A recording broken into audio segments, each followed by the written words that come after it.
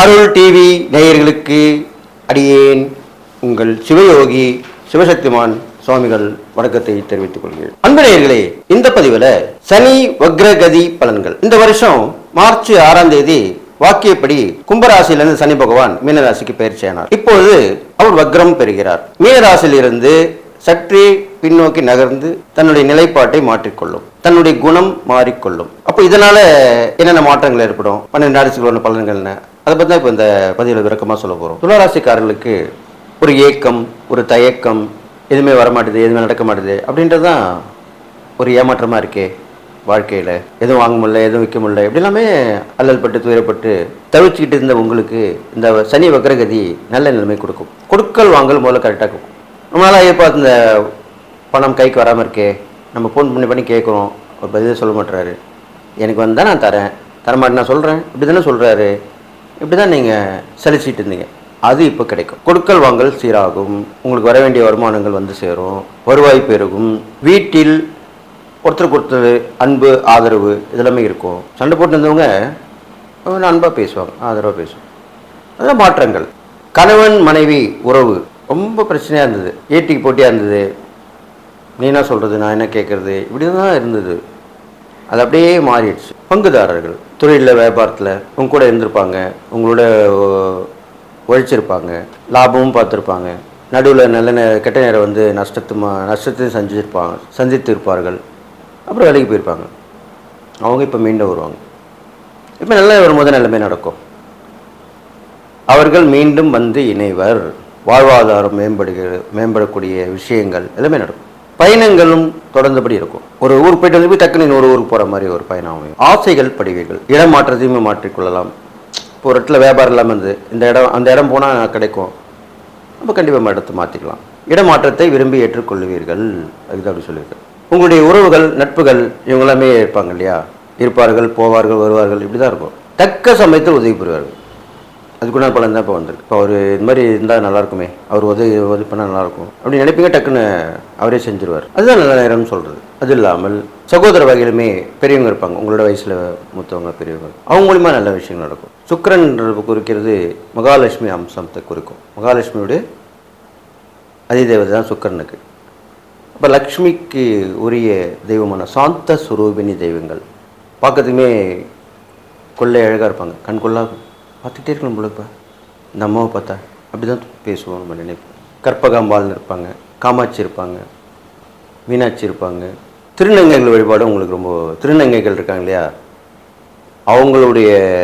அவங்களுக்கு செய்ய வேண்டிய தான தர்மங்கள் அவங்களுக்கு நீங்கள் செய்யலாம், கொடுக்கலாம். இந்த திருநங்கைகளே சில கோயிலில் இருப்பாங்க, வழிபாடு பண்ணிகிட்டு இருப்பாங்க. இந்த அர்ச்சகர் மாதிரி இருப்பாங்க, அது சொல்லுவாங்க. பெரும்பாலும் அவங்க அம்மன் கோயிலில் தான் இருப்பாங்க.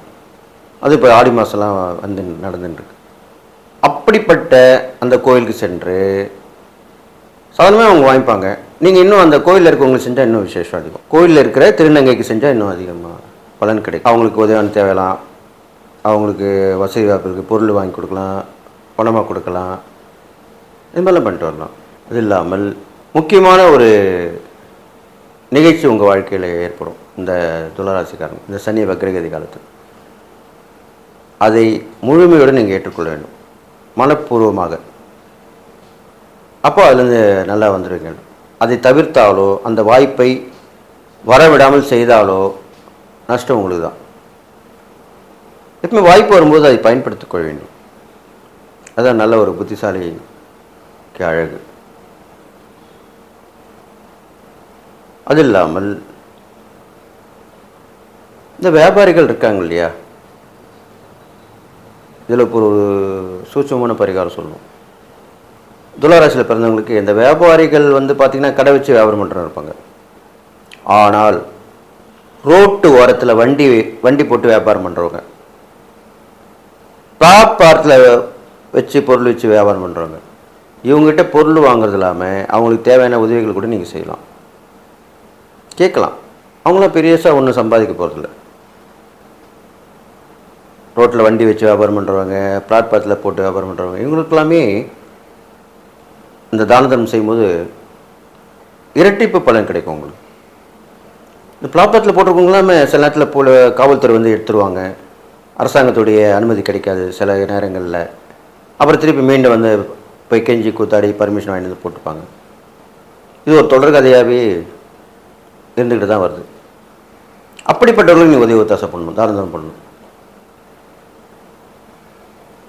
நிறைய பேர் பிளாட்பாத் கடலில் போட்டிருக்கீங்களா, நீங்கள் சாப்பாடு வாங்கி கூட வாங்கிப்பாங்க, தப்பு கிடையாது. அவங்களுக்கு வருமானம் வரும், ஏதோ ரொம்ப பெருசாக வருமானம் வராது. நானே கொடுத்துருக்கேன், வாங்கியிருக்காங்க, அது மாதிரிலாம் உண்டு. அப்படி வாங்கி கொடுக்கலாம், தண்ணீர் சாப்பாடு. இல்லை உங்களுக்கு வேறு மாற்று இடம் நான் காமிக்கிறேன், எனக்கு தெரிஞ்ச இடம் இருக்குது, வாங்க, குறைச்ச வாடகை தான் பண்ணிக்கலாம். ஏன்னா அவங்களால முடியாதனால தான் பிளாட்பாத்தில் கடை போட்டிருக்காங்க. வாடகை கொடுக்க முடியாது, அட்வான்ஸ் கொடுக்க முடியாது தானே. திருப்பி அவங்களுக்கு கொண்டு அது மாதிரி விட்டால் வரமாட்டாங்க. ஏதோ கொடுக்கறது கொடுங்க அப்படின்னு சொல்லிட்டுனா பண்ணலாம். ஒரு தர மாதிரி கொடுங்க, அப்போ தான் வருவாங்க. அந்த மாதிரி அந்த வகையிலும் கூட நீங்கள் உதவி ஒத்தாசை பண்ணலாம். இதை துளாராசிக்காரர்கள் செய்தால் ரொம்ப விசேஷம். அதுதான் இவ்வளோ பீடிகை. அப்போ இதை நீங்கள் பண்ணிட்டு வரலாம். இது மட்டுமல்ல, சனி பகவான் நீதித்துறைக்கு சம்மந்தப்பட்டவர், வியாபாரம் சம்மந்தப்பட்டு நீதித்துறைக்கும் சம்மந்தப்பட்ட. அப்போது இலவச சட்ட உதவி, நீங்கள் வக்கீலாக இருந்தால், துளாராசியில் பிறந்தவங்க இருந்தால் ஃபீஸ் வாங்காமல் ஒரு ஆலோசனை கொடுங்க இல்லாதப்பட்டவங்களுக்கு. இல்லை அவங்களுக்காக வாதாடி ஜெயிச்சு கொடுங்க. இல்லை அவங்களுக்கு எதாவது பணம் வர வேண்டியிருந்தால் ஜெயிச்சு கொடுத்தீங்கன்னா அவங்கள இஷ்டப்பட்டு கொடுப்பாங்க, வாங்கிக்கோங்க. அவ்வளோதான் விஷயம். இதெல்லாமே கூட தான் பரிகாரம். இதை நீங்கள் துளாராசிக்காரங்க செஞ்சுட்டு வாங்க. கண்டிப்பாக உங்களுடைய வாழ்க்கை வசதிகள் மேம்படும், கிடைக்காது கிடைக்கும், தடைப்பட்ட விஷயங்கள் நடக்கும், மேலே நடக்கும். அடுத்ததாக அந்த சனி வக்ரகதி பலன் சொல்லிட்டு வரனால அந்த மாற்றுத்திறனாளி கூட நீங்கள் கொடுத்து வரலாம். மாற்றுத்திறனாளி கொடுத்து வரலாம். அது இல்லாமல்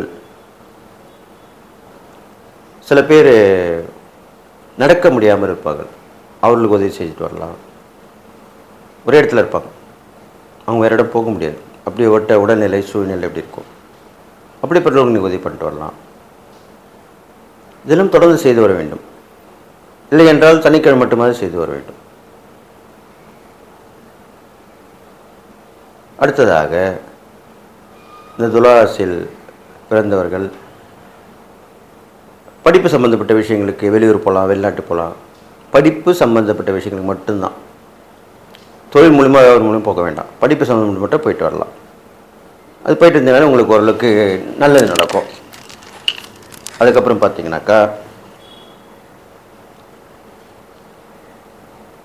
வாழ்க்கை வசதிகள் மேம்படுறதுக்கும் இழந்ததை மீண்டும் பெறுவதற்கும் ஒரு பரிகார முறை சொல்கிறவங்களுக்கு, துளாராசிக்காரங்களுக்கு. பைரவர் பார்த்துருப்பீங்க, அதில் சொர்ண ஆகர்ஷண பைரவர்னு இருப்பாங்க. சனிக்கு பிரீத்தியை உண்டான தெய்வமாக கூட சொல்லப்படுது பைரவரை.